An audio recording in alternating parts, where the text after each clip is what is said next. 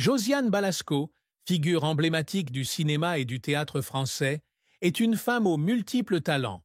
Actrice, scénariste, réalisatrice et membre incontournable de la légendaire troupe comique Le Splendide.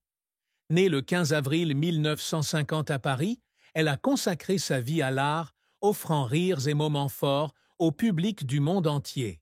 Avec 3 Césars, dont celui du meilleur scénario et 2 Césars d'honneur, Balasco est non seulement une artiste talentueuse, mais aussi une femme forte, qui a surmonté d'innombrables épreuves. Cependant, derrière son sourire éclatant et ses rôles pleins d'humour, elle porte en elle une profonde tristesse et des cicatrices psychologiques qu'elle partage rarement en public. La vie de Josiane Balasco a été un voyage émotionnel, jalonné de hauts et de bas bouleversants.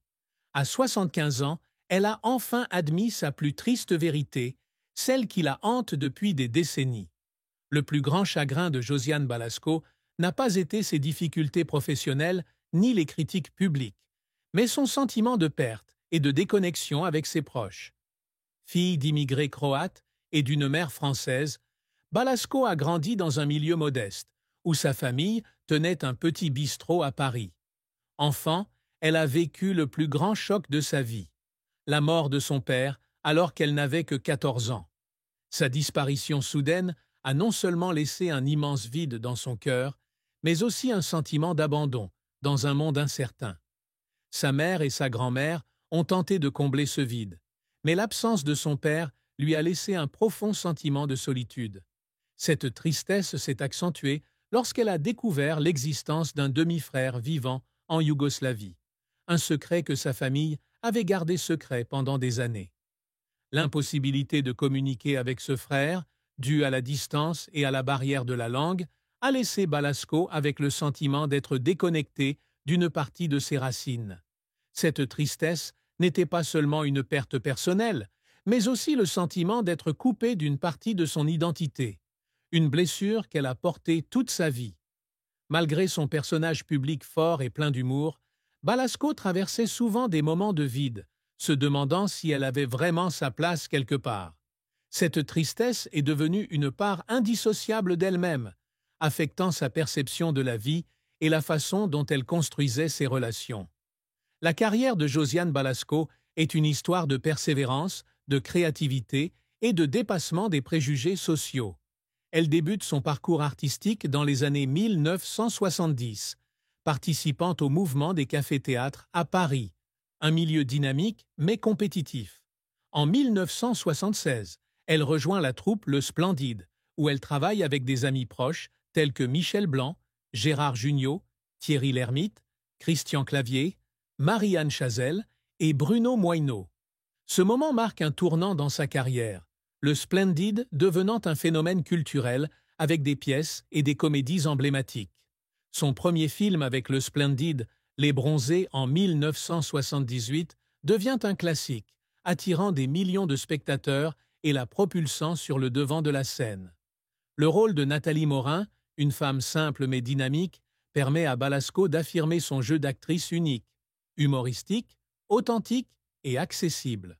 Le succès des Bronzés fut suivi par Les Bronzés font du ski en 1979 et Le Père Noël est une ordure en 1982, 2 films qui continuèrent de consolider sa place sur la scène comique française. Ces films suscitaient non seulement le rire, mais reflétaient aussi subtilement certains aspects de la société française de l'époque, des divisions sociales aux conflits relationnels. Balasco était non seulement une actrice, mais aussi une scénariste talentueuse, contribuant au scénario de nombreuses œuvres du Splendide.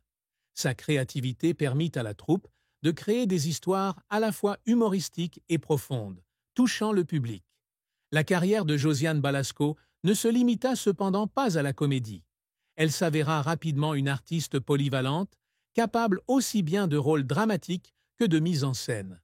En 1985, elle fit ses débuts de réalisatrice avec Sac de nœuds, une comédie noire sur 3 marginaux en quête de sens. Bien que n'ayant pas rencontré un énorme succès commercial, le film témoigna de l'audace et de la vision unique de Balasco en tant que cinéaste. Son plus grand succès en tant que réalisatrice est arrivé en 1995 avec Gazon maudit, une comédie sur l'amour lesbien, un sujet sensible à l'époque.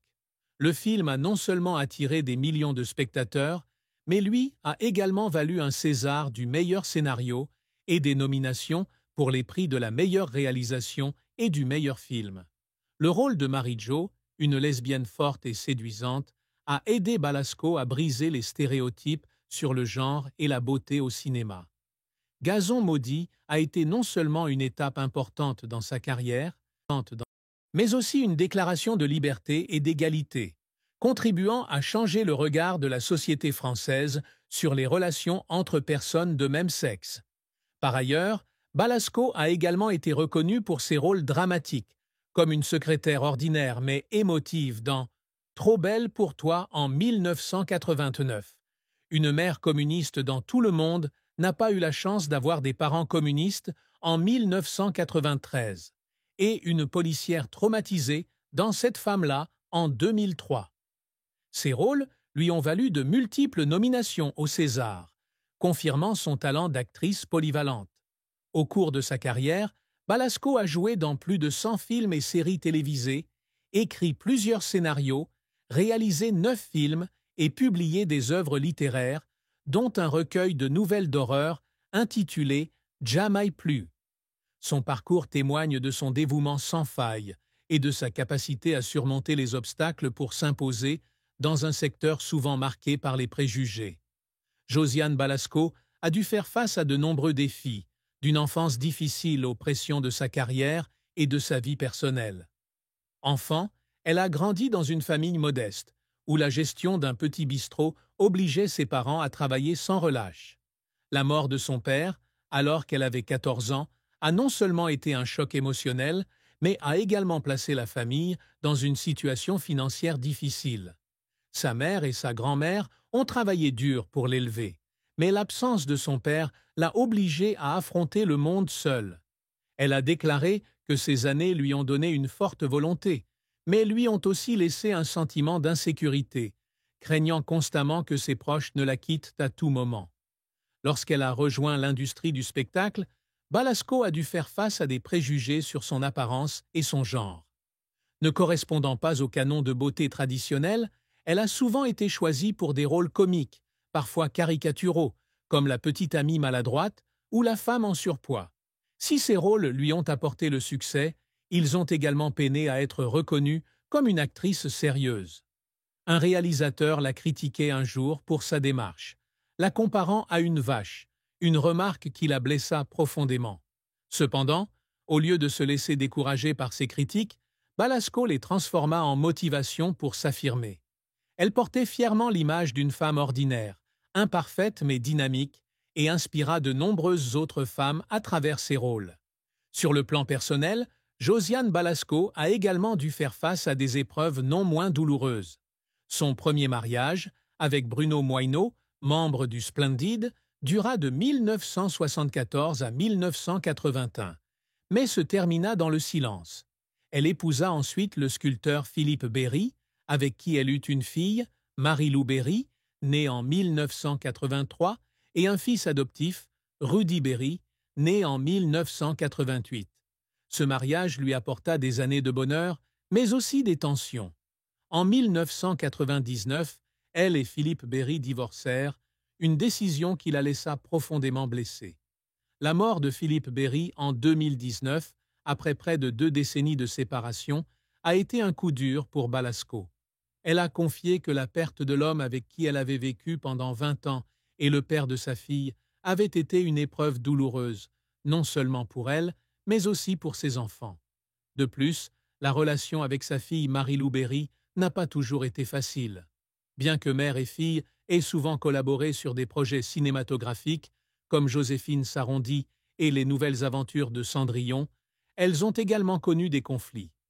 Balasco a un jour admis qu'elle n'était pas une mère parfaite et que les pressions de sa carrière l'avaient parfois amenée à négliger ses responsabilités envers ses enfants.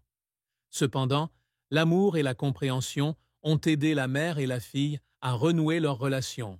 Et Balasco est aujourd'hui l'heureuse grand-mère d'Andy, le fils de Marilou. Ces épreuves, du deuil familial au conflit personnel, ont fait de Balasco une femme résiliente, mais lui ont aussi laissé une tristesse indélébile. L'une des plus grandes tristesses de Josiane Balasco fut la perte d'amis et de collègues proches, notamment des membres du Splendide. En 2024, elle fut profondément bouleversée par la disparition soudaine de Michel Blanc, l'un de ses amis les plus proches et membre fondateur du Splendide, d'un choc anaphylactique à l'âge de 72 ans. Michel Blanc était non seulement un collègue, mais aussi un compagnon qui l'a accompagné dans les années les plus difficiles de sa carrière. Ensemble, ils ont créé des moments mémorables dans Les Bronzés. Le Père Noël est une ordure et bien d'autres pièces.